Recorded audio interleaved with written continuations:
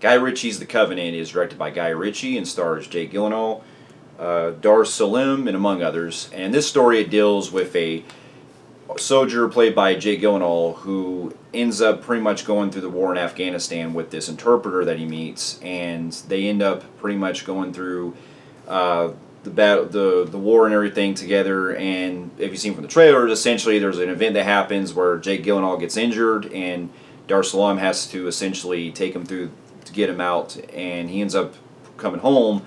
And then eventually it comes to a point where the interpreter ends up gets left behind and ends up having to have, and Jake Gyllenhaal wants to pretty much go back and rescue him and get his family out of there. Now, here's a little backstory. Now, this movie was directed by Guy Ritchie, who I've talked quite a bit on here. Not much introductions on that. He's made countless movies that he's done in the past that I still to this day need to check out eventually. Like, I've seen most of Snatch, but I have to watch the whole thing of it. I really enjoyed earlier this year, or a couple years ago, we had Wrath of Man that came out that I really enjoyed. And then we had the other one that came out earlier this year called Operation Fortune, which I thought was a decent time, but not definitely one of Guy Ritchie's best. But, he's also made countless other, type of movies that I still need to eventually check out, like Sherlock Holmes, and among others. And with the trailers going into this one, it got me interested, too, especially with how it being another kind of war film that I haven't seen in a while in the movie theaters. On top of that, it's also refreshing to see Guy Ritchie take a different type of movie than what he's used to, because he's known for doing a whole lot of different capers and stuff and heist movies and having that kind of witty dialogue that you see in a lot of films of his. And in this one, it was different with him taking a straightforward story and with it also being set in Afghanistan. And so, after probably seeing the film, I was really mighty surprised by this. I thought this was really, really good. This may go down as probably one of my favorite films of the year, maybe on an honorable mention at least. But I was really impressed with this so much. I thought not only was it very emotional at times, it was very gripping with the way it told its story, but the thing that really holds it together is the two leads.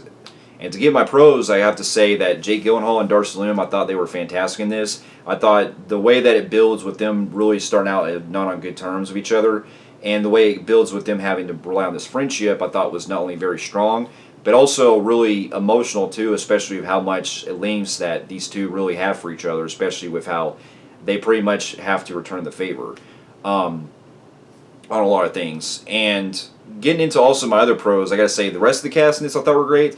It was cool seeing Anthony Starr in this too, because I haven't watched a whole lot of what he's done for television, but I've seen some stuff of his like on Banshee and a little bit of The Boys, and the guy is a really good actor that I really need to see more of on those shows. But I think in this one, I thought he was really great in this, playing this kind of guy that tries to get Jake Gyllenhaal in order to basically give him intel on how to get him in the inside of how to rescue Dar Salim.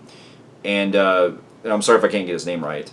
And the way, too, that the movie builds with this kind of structure where it's kind of playing it with, for a while with how these guys aren't on good terms and stuff, and how it essentially kind of switches gears on you in the third half, I thought was really captivating and really showed a lot of the ways where it's not really trying to tell much of it's basically trying to, show how much these guys went through the odds in the beginning, and then have to pretty much, the respect that they have for each other over time that builds upon it. And I got to really appreciate the way that a lot of the action scenes are shot too. It's what you would expect from this kind of war film. I do kind of have some minor nitpicks on that because it's not as brutal as I thought it would, being on the war angle. But the way that it really plays into a lot of the emotions in this, and especially one scene that showcases a lot of the struggles that Jake Gyllenhaal is having to go through with being pretty much incapacitated for a quarter of the film. I thought it was really interesting how it played along, and it shows a lot of the stakes that it builds upon with that. Especially there's situations where things can go wrong, and the interpreter is having to really blend into a lot of scenes, and I thought that was really clever too, with how of him having to try to hide a lot from the Taliban, and him having to essentially blend into the crowd or stuff, or he'll have to be there's not going to go into too much detail, but there's a scene where he's picking up these other Taliban along the way, and they're asking him questions and stuff, and he has to keep his face covered. that was really great stuff. The other thing too I got to really appreciate in this is the music. I don't know who did this. I forgot who did the score, but the theme song that kind of plays throughout the film was not only very emotional at times, but it really made you really feel like where it was going with how, Jake Gyllenhaal was going on the odds trying to get the guy back, trying to get the guy out of getting the interpreter and his family out of the country and stuff. It was really emotional the way it played into that. There's not a whole lot of other detail to really much go into this because it does kind of play into the straightforward, rescue mission that we've seen in other films. But I will say, if I got into any kind of minor con I would have, is that it does play into some familiar tropes that you've seen in other kinds of war movies and stuff, especially the beginning and things like that. But I think that with the way that it was structured and the way that it plays with its story, it is dealing with more about the men, the two men involved, where it's more of a soldier's kind of view on things. And it's just really more about their relationship that kind of goes along with the film. And the other thing I will say that kind of held it back is that in the second half, it seemed like there was some stuff that they could have really developed a little bit more with on certain things to kind of build up, because there's a point where it reaches the second half and it does start to get into very exposition.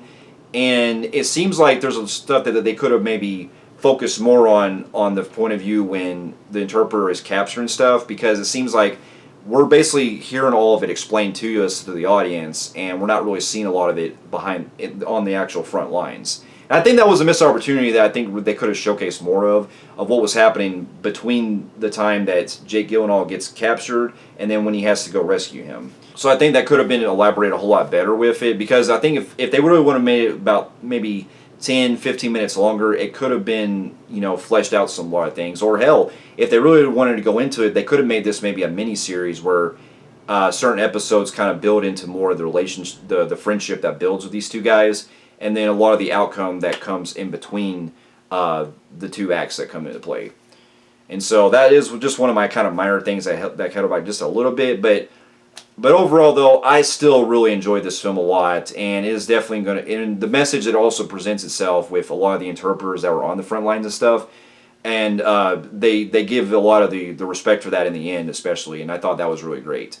And so overall, I can't get enough of this movie. I really enjoyed this movie a lot, and with that, I'm going to give it a very low phenomenal grade on the Film Freaks meter. So for those of you who have also seen Guy Ritchie's The Covenant, let me know in the comments below what you thought about it, and thank you so much for watching, and I'll see you in my next review. I'll see you later.